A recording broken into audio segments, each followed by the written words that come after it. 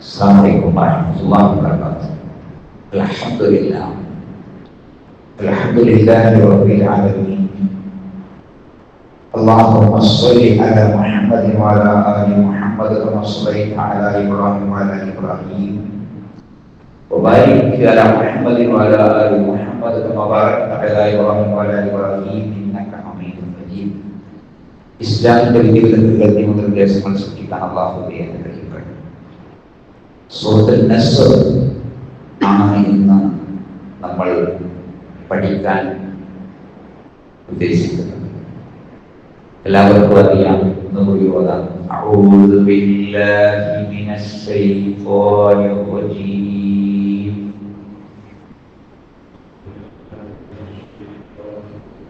ബിസ്മില്ലാഹിർ റഹ്മാനിർ റഹീം.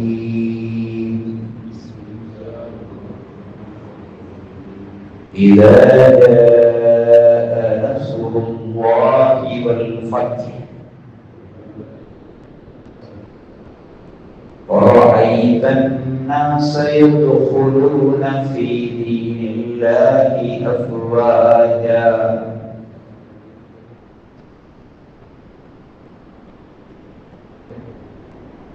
فسبح بحمد ربك واستغفره إنه كان توابا.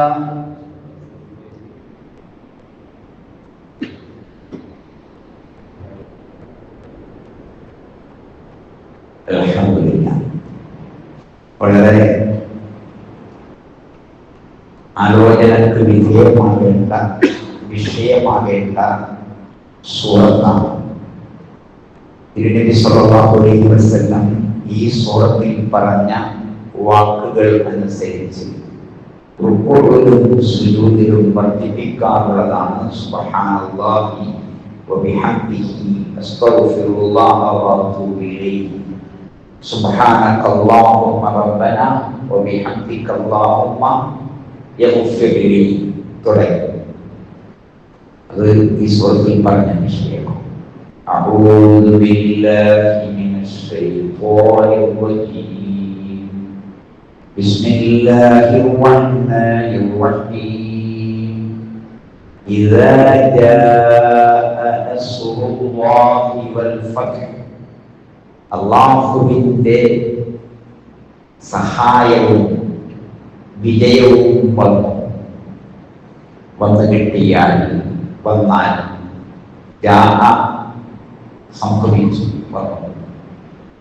നസ്ർ, നമ്മുടെ പല ആൾക്കാരുടെയും പേര് അബ്ദുൽ നാസിർ. അബ്ദുൽ നാസർ അല്ല, പിന്നെയോ അബ്ദുൽ നാസിറും അല്ല, അബ്ദുൽ നാസിർ സ്വാദം. നാസിർ സഹായം, നാസർ എന്നത് ഇല്ലാത്തതാണ്. നാസർ എന്നത് വാക്ക് ഇല്ല, നാസിർ എന്നാണ് സഹായി. അബ്ദുൽ നാസിർ സഹായിയായ അല്ലാഹുവിന്റെ അടിമ. നസ്ർ സഹായം, നുസ്രത്ത് സഹായം, നസീർ സഹായിക്കുന്ന ആള്. അപ്പോൾ അല്ലാഹുവിന്റെ സഹായം മക്ക ഒന്നാമത്തെ ദിവസം, ആദ്യത്തെ മാസം, കൊല്ലം, അങ്ങനെ 13 വർഷം അതിലുണ്ടായ കഷ്ടനഷ്ടങ്ങൾ, അക്രമമർദ്ദനങ്ങൾ എല്ലാം, പിന്നെ മദീനയിലേക്കുള്ള ഹിജറ, അവിടെയുള്ള തണുപ്പ്, ആശ്വാസം, അവിടുന്ന് കിട്ടിയ സഹായങ്ങൾ, പിന്നീടുണ്ടായ 177 പോരാട്ടങ്ങൾ, അതിൻ്റെ ഇടയിൽ വന്നു കിട്ടിയ അല്ലാഹുവിൻ്റെ മഹത്തായ സഹായങ്ങൾ, കഷ്ടപ്പാടിൽ നിന്ന് സുരക്ഷിതത്വത്തിലേക്ക്, അരക്ഷിതാവസ്ഥയിൽ നിന്ന് സുരക്ഷിതത്വത്തിലേക്ക്, അക്രമത്തിൽ നിന്ന് ക്രമത്തിലേക്ക്, അനീതിയിൽ നിന്ന് നീതിയിലേക്ക്, അന്യായത്തിൽ നിന്ന് ന്യായത്തിലേക്കൊക്കെ ഉണ്ടായ വലിയ മാറ്റം. സൂറത്തുൽ ഫത്ഹ്, ഇന്നാ ഫതഹ്നാ ലക ഫതഹൻ മുബീന തുടങ്ങിയ ആ സംഭവ പരമ്പരകൾ, ഇതെല്ലാം അല്ലാഹുവിന്റെ സഹായവും വിജയവും വന്നിട്ടുകയും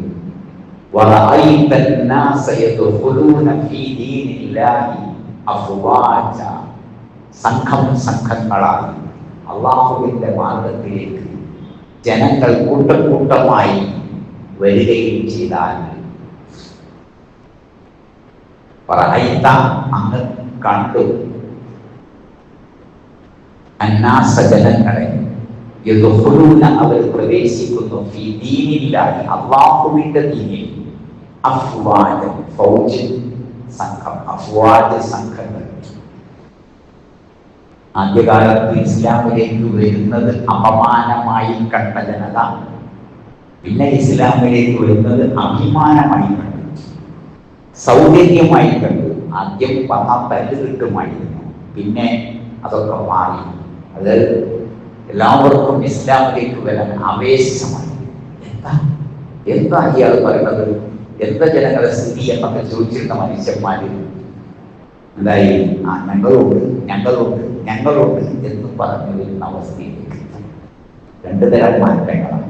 ഒന്ന് ആശയത്തിൻ്റെയും ആദർശത്തിൻ്റെയും മാറ്റമാണ്, മറ്റൊന്ന് കൂട്ടായ്മയുടെ മാറ്റമാണ്. ആളുണ്ടല്ലോ, ഒരുപാട് ആൾക്കാരുണ്ട്, ആളുണ്ടാവില്ല, നശിച്ചു പോകും എന്നൊക്കെ വിചാരിച്ചിരുന്നവർ മാറി. കുറേ ആൾക്കാർ പഠിച്ച് മനസ്സിലാക്കി വന്ന സാഹചര്യം എന്തായിരുന്നാലും ശരി, പിന്നെ നന്നായാലും കുഴപ്പമില്ല. അപ്പോൾ എന്ത് ചെയ്യണം? ഇതൊക്കെ നീ കാണുമ്പോ, ആൾക്കാർ വരുമ്പോ, സഹായം ഉണ്ടാകുമ്പോ, വിജയം ഉണ്ടാകുമ്പോൾ സുബ്ഹാനല്ലാഹ്, റബ്ബിനെ പ്രകീർത്തിക്കണം. അൽഹംദുലില്ലാഹ്, നിന്റെ റബ്ബിനെ സ്തുതിച്ചുകൊണ്ട് പ്രകീർത്തിക്കണം. അൽഹംദുലില്ലാഹ്, നമുക്കത് പറയാൻ കഴിഞ്ഞു, ചെയ്യാൻ കഴിഞ്ഞു, ദീനിലേക്ക് വരാൻ സാധിച്ചു. ഒരുപാട് ആൾക്കാരുണ്ട് അവിടെ കണ്ടൊക്കെ ഇസ്ലാം എത്തി. നീ റബ്ബിനോട് മാപ്പ് ചോദിക്കണം. തീർച്ചയായും അവൻ പശ്ചാത്താപം സ്വീകരിക്കുന്നവനാണ്. എന്തിനാണ് ഇസ്തിഗ്ഫാർ? സുബ്ഹാനല്ലാഹ്, അൽഹംദുലില്ലാഹ്, അതൊക്കെ ആഘോഷത്തിൻ്റെതും സന്തോഷത്തിൻ്റെതുമാണ്. എന്തിനാണ്? എല്ലാത്തരം വിജയങ്ങളുടെയും സഹായങ്ങളുടെയും അപ്പുറത്ത് പിശാച് കാത്തിരിക്കുന്നുണ്ട്. വൈദഗ്ധ്യവും അഹങ്കാരം ഉണ്ടാകും, ദുരഭിമാനം ഉണ്ടാകും, പൊങ്ങച്ചം കാണിപ്പിക്കും, ചാടകൾ ഉണ്ടാകും. അതിനൊന്നും മെനക്കെടരുത്. എന്ന് ചെയ്യണം, നമ്മൾ താഴ്മയുടെ എളിമയുടെ രീതിയിലാണ്. മഹാവിജയത്തിന്റെ വേള ലോകം മുഴുവൻ കീഴടങ്ങുകയാണ്. എല്ലാ ബിംബങ്ങളും ചാപങ്ങളും ഗർഭങ്ങളും തകരുകയാണ്. എല്ലാ ജനങ്ങളും അവരുടെ തെറ്റുകളിൽ നിന്ന്, കുറ്റങ്ങളിൽ നിന്ന് മാറുകയാണ്. അന്ന് പോകുമ്പോൾ, പോകുമ്പോൾ രാത്രി ആ വീട്ടിൽ കിടന്നുറങ്ങുമ്പോൾ 10 ഗോത്രങ്ങളിലെ 10 യുവാക്കളെ വാളുകൾ കൊടുത്ത് വെട്ടിക്കൊല്ലാൻ ഏൽപ്പിച്ചിരുന്ന ജനത ഇന്ന് പഞ്ചപുച്ഛ മടക്കി നബി സല്ലല്ലാഹു അലൈഹി വസല്ലമയുടെ കൽപ്പനക്ക് കാത്തു നിൽക്കുകയാണ്. അവിടുന്ന് പറഞ്ഞു, സ്വന്തം വീട്ടിൽ കിടന്നിറങ്ങിയവൻ ജയിച്ചു,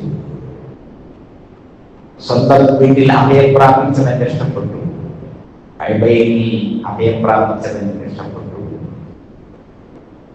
അബൂ സുഫിയാന്റെ വീട്ടിൽ അഭയം പ്രാപിച്ചവൻ രക്ഷപ്പെട്ടു. എല്ലാവരും അവനവന്റെ വീട്ടിലേക്ക് പോവുകയാണ്. എല്ലാം വന്നിരുന്ന ജനത കല്ലുകൊള്ളാതിരിക്കാൻ, ജീവൻ കിട്ടാൻ വേണ്ടി സ്വന്തം വീട്ടിലേക്ക് പോവുകയാണ്. കഅബാലയത്തിൽ അഭയം പ്രാപിക്കുകയാണ്. അബൂ സുഫിയാൻ, അദ്ദേഹം അന്ന് മുസ്ലിം അല്ല, അദ്ദേഹത്തിന്റെ വീട്ടിൽ പോവുകയാണ്. ഞങ്ങൾക്ക് ഇടം തരണം എന്ന് പറഞ്ഞു. അത്രയും രക്തരഹിതമായ ചോര ചിന്താതെയുള്ള വിപ്ലവം. പക്ഷേ അവിടുന്ന് തല താഴ്ത്തി ഒട്ടകക്കട്ടിന്റെ അറ്റത്ത് മുട്ടി. അന്ന് പതിവില്ലാതെ വിശ്വാസം 8 റക്അത്ത് നമസ്കരിച്ചു. സുബ്ഹാനല്ലാഹ്. അപ്പൊ എന്താണ്? ഒരു വിനയമാണ്, എളിമയാണ്, താഴ്മയാണ്. അപ്പോൾ നീ ഇസ്തിഗ്ഫാർ ചെയ്യണം. ഇബ്നു അബ്ബാസ് റളിയല്ലാഹു അൻഹു ചോദിച്ചു, നിങ്ങൾക്കറിയോ ഒന്നായിട്ടിറങ്ങിയ അവസാനത്തെ സൂറത്തേതാണ്? അത് ഇതാണ് സൂറത്തുൽ നസ്റാണ്. മുസ്ലിമിലെ 3024 ഇബ്നു അബ്ബാസ് റളിയല്ലാഹു അൻഹുമാ പ്രായം കുറഞ്ഞ ആളാണ്. ഉമർ റളിയല്ലാഹു അൻഹു പോലെയുള്ള ആളുകൾ ഖലീഫയായ ശേഷവും അതിനു മുമ്പുമൊക്കെ ഇബ്നു അബ്ബാസ് റളിയല്ലാഹു അൻഹുവിനെ എല്ലാ സദസ്സിലും പങ്കെടുപ്പിക്കും. അപ്പോ വളരെ വലിയ ഉയർന്ന പ്രായം ചെന്ന ആൾക്കാർക്കൊക്കെ മുറുമുറുപ്പ്, ഞങ്ങൾക്ക് വലിയ മക്കളൊക്കെ എന്താ ഇദ്ദേഹത്തെ ഇവനെ മാത്രം നിങ്ങൾ സദസ്സ് കൂട്ടാൻ എന്നൊക്കെ. അപ്പോൾ ഉമർ റളിയല്ലാഹു അൻഹു ഒരിക്കൽ ഈ സൂറത്ത് ഓതിയിട്ട് എന്താ അതിന്റെ ആശയം എന്ന് ചോദിച്ചു. ഓരോരുത്തരോടും ചോദിച്ചു. അതിപ്പോ എന്താ അള്ളാഹുവിന്റെ സഹായം, വിജയം, അവതൊക്കെയാണ് പറഞ്ഞു. പിന്നെ കൂടുതലൊന്നും ആർക്കും പറയാനില്ല. അപ്പോ കുട്ടിയായ ഇബ്നു അബ്ബാസ് റളിയല്ലാഹു അൻഹുയോട് ചോദിച്ചു. അദ്ദേഹം പറഞ്ഞു ഇത് നബി സല്ലല്ലാഹു അലൈഹി വസല്ലമയുടെ മരണത്തെക്കുറിച്ചുള്ള മുന്നറിയിപ്പാണ്. സുബ്ഹാനല്ലാഹ്. ഈ സൂറത്ത് ഇറങ്ങിയപ്പോ എല്ലാവരും സന്തോഷിച്ചു. ബുഖാരിയിലെ 4970 ഹദീസിലാണ് ഈ ഇബ്നു അബ്ബാസിന്റെ സംഭവം പറയുന്നത്. എല്ലാവരും സന്തോഷിച്ചപ്പോ, എല്ലാവരുടെയും മുഖത്ത് ചിരി പടർന്നപ്പോ ഒരാള് സദസ്സിന്റെ മൂലയിൽ നിന്ന് പൊട്ടിക്കരയുന്നുണ്ട്.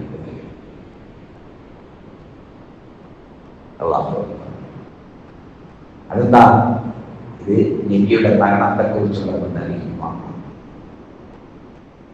റസൂലുള്ളാഹി സ്വല്ലല്ലാഹു അലൈഹി വസല്ലം വഫാത്താകുന്നതിന്റെ 2-3 ദിവസം മുമ്പ് പറഞ്ഞു, റബ്ബ് ഒരു അടിമക്ക് ഓപ്ഷൻ നൽകി.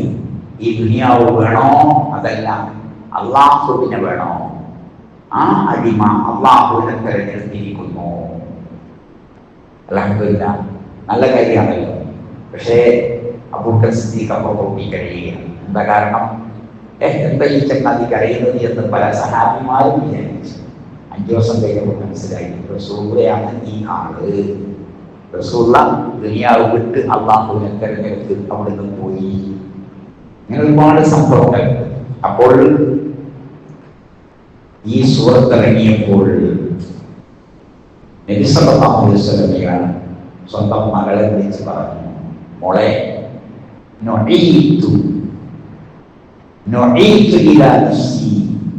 എന്റെ മരണത്തെ കുറിച്ചുള്ള മുന്നറിയിപ്പ് എനിക്ക് കിട്ടിയിരിക്കുകയാണ്. കരഞ്ഞപ്പോ പാപ്പ പറഞ്ഞു, മോളെ കരയാൻ പാടില്ല, നീ കരയരുത് എന്ന് ഓർമ്മിപ്പിച്ചു. അല്ലാഹു അക്ബർ. ബുഖാരി അഹ്മദിന്റെ 1873 ഹദീസ്. ഈ മക്കാ വിജയം നടക്കുന്നത് ഈ സൂറത്ത് ഇറങ്ങുന്നതിന്റെ 2 കൊല്ലം മുമ്പാണ്. അതിനുശേഷമാണ് ഈ കൂട്ടമായി 2 കൊല്ലം കൊണ്ട് ജനങ്ങൾ മുഴുവൻ ഓരോ ഗോത്രങ്ങളിലും ഓരോ കുടുംബങ്ങളിലും ഒരുപാട് ആൾക്കാർ ഇസ്ലാമിലേക്ക് കടന്നു വന്ന വാർത്ത ഇങ്ങനെ വരികയാണ്. എല്ലാ വീടുകളിലും മുസ്ലിങ്ങളുണ്ടായി. ഒരുപാട് കുടുംബങ്ങളും ഗോത്രങ്ങളും ഒന്നിച്ച് ഇസ്ലാമിലേക്ക് വന്നു. അതാണ് ഉണ്ടായത്. നബി സല്ലല്ലാഹു അലൈഹി വസല്ലം ഈ സൂറത്ത് ഇറങ്ങിയതിനു ശേഷം 70 ദിവസമാണ് ജീവിച്ചിരുന്നത്. ഇതര 10ാമത്തെ വർഷം ദുൽഹിജ്ജ മാസം ഹജ്ജ് കഴിഞ്ഞ്, ഹജ്ജത്തുൽ വദാഇന്റെ പ്രസംഗമൊക്കെ കഴിഞ്ഞ് അയ്യാമുൽ തശ്രീഖ് 11, 12, 13 ദിവസങ്ങളിലാണ് ഈ സൂറത്ത് ഇറങ്ങുന്നത്. എന്നിട്ട് നബി സല്ലല്ലാഹു അലൈഹി വസല്ലം ഈ സന്തോഷത്തോടു കൂടി, സഹാബിമാരും ഈ സന്തോഷത്തോടു കൂടിയാണ് പിന്നെ കഴിഞ്ഞത്. യുദ്ധങ്ങളൊക്കെ അവസാനിച്ച് പോരാട്ടങ്ങളും എതിർപ്പുകളും ഒക്കെ പോയി, ഇസ്ലാമായാൽ ആർക്കും ഒരു പ്രയാസവും ഇല്ലാതായി. അങ്ങനെയുള്ള നല്ലൊരു അന്തരീക്ഷത്തിലാണ് പിന്നെ കഴിഞ്ഞത്. അപ്പോ ഈ സൂറത്തിലെ ആയത്തുകൾ ആധാരമാക്കിയാണ് സുബ്ഹാനക്കല്ലാഹുമ്മ റബ്ബനാ വബിഹംദിക അല്ലാഹുമ്മ വഗ്ഫിർലി തുടങ്ങിയ ദിക്റുകൾ വന്നിരിക്കുന്നത്. അപ്പോൾ നമുക്ക് ഇനി ഈ സൂറത്തിന്റെ പശ്ചാത്തലത്തിൽ നമ്മൾ എന്താണ് ചെയ്യേണ്ടത്? ഇപ്പോ കൂട്ടം കൂട്ടമായി ഇസ്ലാമിലേക്ക്, സത്യത്തിലേക്ക്, തൗഹീദിലേക്ക് ആളുകൾ വരുന്നുണ്ടോ? ഇന്നലെ ഒരു സ്ഥലത്ത് പോയി, കുറേ വീടുകളിലൊക്കെ പോയി. അപ്പൊ അവിടെയുള്ള നാട്ടുകാരൊക്കെ നമ്മുടെ സംസാരം കേൾക്കാൻ റെഡിയാണ്. എതിർപ്പുകൾ കുറഞ്ഞ് കമ്പാർട്ട്മെന്റിൽ അല്ല അവർ താമസിക്കുന്നത്. അഥവാ ഇന്ന പാർട്ടി, ഇന്ന പ്രസ്ഥാനം, ഇന്ന സംഘം എന്നല്ല, മുസ്ലിങ്ങളൊക്കെ മുസ്ലിങ്ങളായിട്ട് കഴിയും. അവർക്ക് തൗഹീദ് കേൾക്കാൻ താല്പര്യമുണ്ട്. അപ്പൊ അവർ കഴിയുന്നു. അപ്പൊ നമ്മുടെ നാട്ടിൽ ഒരുപാട് അവിശ്വാസികൾ ഉണ്ട്. ശിർക്ക് ചെയ്യുന്നവരുണ്ട്, വിദഗ്ധ ചെയ്യുന്നവരുണ്ട്. ശിർക്ക് ചെയ്യുന്നവർക്ക് സ്വർഗത്തിൽ പോകാൻ ഒരു രക്ഷയില്ല, കാഫിറുകൾക്ക് രക്ഷയില്ല, നിസ്കരിക്കാത്തവർക്ക് രക്ഷയില്ല. അപ്പൊ നമ്മൾ കഴിവിന്റെ പരമാവധി ഒന്ന് എല്ലാവരോടും പറയണം, തൗഹീദ് പറഞ്ഞു കൊടുക്കണം, സുന്നത്ത് പറഞ്ഞു കൊടുക്കണം. നമുക്കും ഒരു കാലഘട്ടം തരണം. സംഘം സംഘമായി അള്ളാഹുവിന്റെ മാർഗത്തിലേക്ക്, ദീനിലേക്ക് ആൾക്കാർ കടന്നു വരുന്ന കാഴ്ച. അള്ളാഹുവേ, ഞങ്ങളെ എല്ലാവരെയും നീ അനുഗ്രഹിക്കുമാറാകണം. മരണം എല്ലാവരും അറിഞ്ഞിട്ടുണ്ടാവും. സ്ത്രീകളും കുട്ടികളും ഒക്കെ മയ്യത്ത് നിസ്കരിക്കാൻ പാകത്തിൽ എത്തുകയും അവർക്കൊക്കെ മയ്യത്ത് നിസ്കരിക്കാൻ സൗകര്യമുണ്ടാക്കുകയും ചെയ്യണം. അതാണ് നമുക്ക് നിർവഹിക്കേണ്ടത്. മയ്യത്ത് കാണൽ എന്ന നിയമം ഇല്ല.